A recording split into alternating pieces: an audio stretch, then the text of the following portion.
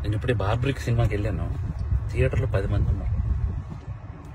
10 మంది దగ్గరికి వెళ్ళి నేను డైరెక్టర్ అని చెప్పకుండా ఒక్కొక్కరికి అడిగాను భయ్యా, సినిమా ఎలా ఉందని.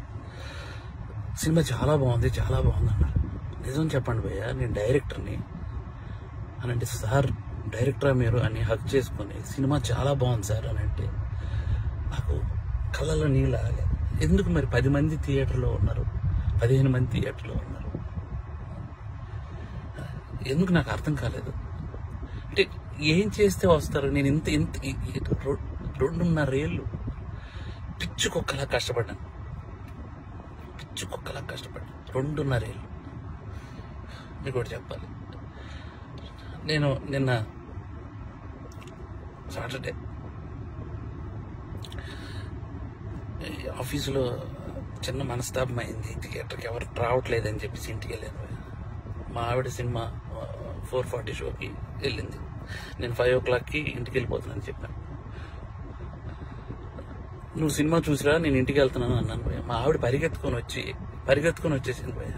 నాకు అప్పుడు అనిపించిపోయింది, నేను ఎక్కడ మనస్తాపానికి చెంది ఆత్మహత్య చేసుకుంటారేమో అని వచ్చేసింది భయ్య. అంటే 2.5 ఏళ్ళ కష్టం తనకు తెలుసు.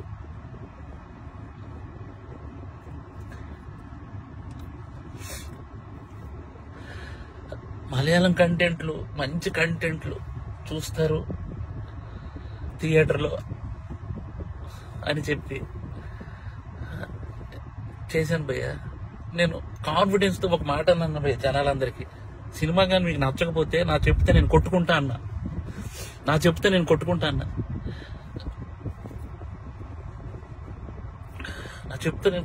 అంటే కూడా జనాలు రాలేదు భయ్య. నాకు అర్థం కావట్లేదు, ఇప్పుడు జనాలు రావట్లేదు అని అంటే ఏంటి అర్థం?